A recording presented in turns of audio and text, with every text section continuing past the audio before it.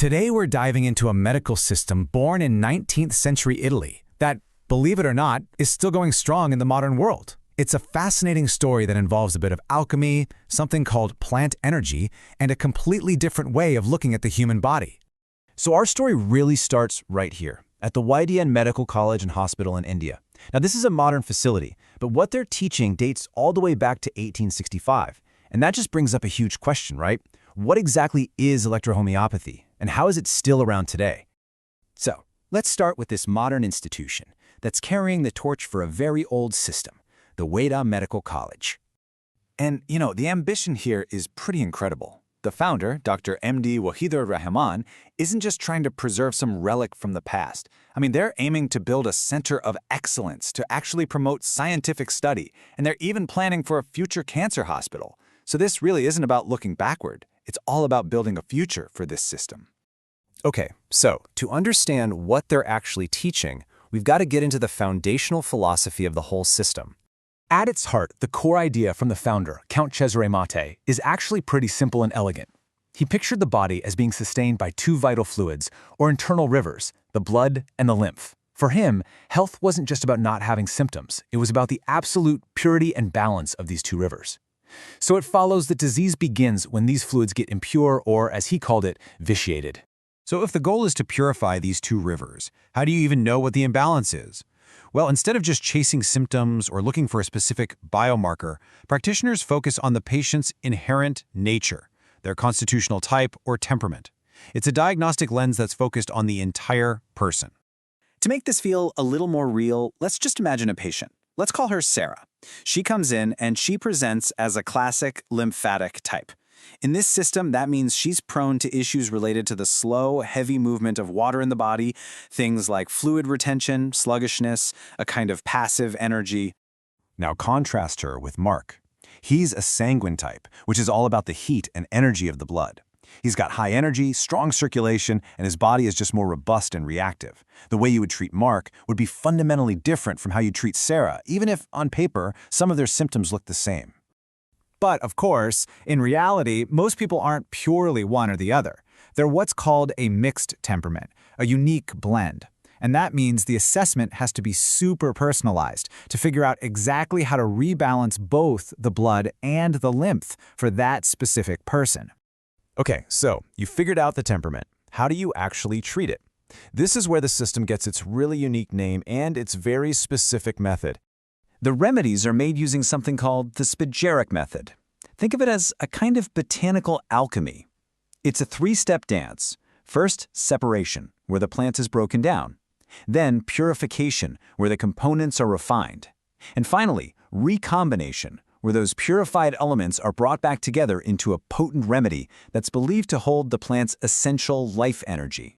Mattei called this extracted energy vegetable electricity. Now, let's be clear, there are no actual wires or shocks here. He used the word electricity as a metaphor because he observed his remedies acting with what he described as incredible speed, almost like they were sending a direct signal to the nervous system. For a modern practitioner, that term sounds abstract, to say the least. So let's try to build a conceptual bridge. Think of vegetable electricity as a 19th century way of describing what we might now call cellular signaling or high bioavailability. It's this idea that complex compounds from plants can have a rapid and direct influence on our cells. And this really highlights a core difference in philosophy. Conventional pharmaceuticals often work like a sniper, right? They use a single target molecule to hit a very specific receptor. Electro-homeopathy, on the other hand, uses complex multi-plant formulas. The idea is that the body isn't a single instrument, it's an orchestra, and a complex remedy tries to address the whole symphony at once. Now that we have a feel for the system, let's meet the man who started it all. A nobleman who decided to trade in politics for plants. Count Cesare Mattei was a pretty big deal in his day, a lieutenant colonel, a member of parliament, but he apparently grew really disillusioned with both the world of politics and the medical practices of his time, which could be pretty harsh. So he retired to his castle and dedicated the rest of his life to finding what he called a gentler healing force from nature. And this quote from him really gets right to the heart of his entire philosophy. It's a simple but pretty profound belief. If plants are what nourish us, then they must also hold the keys to healing us. All right, let's jump from a castle in the 1800s all the way back to today and see how this system is legally structured, especially in India, where it's really found a modern home. First, and this is a really crucial point of clarification, electro-homeopathy is not a branch of classical homeopathy. It was founded by a different person, Count Mattei, and it's based on totally different principles, like complex remedies and something called the law of polarity, not the like cures like idea from classical homeopathy. So in India, institutions like the Wadeh Medical College operate within a pretty specific legal framework. They're affiliated with national councils, they're recognized by federations, and they're even authorized for promotion and research by the Ministry of Health and Family Welfare. All of this provides a solid administrative foundation for its practice and for education.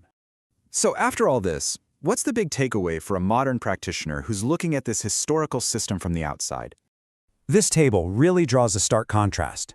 The allopathic approach is often what you'd call reductionist. You target a specific pathway to manage or suppress symptoms.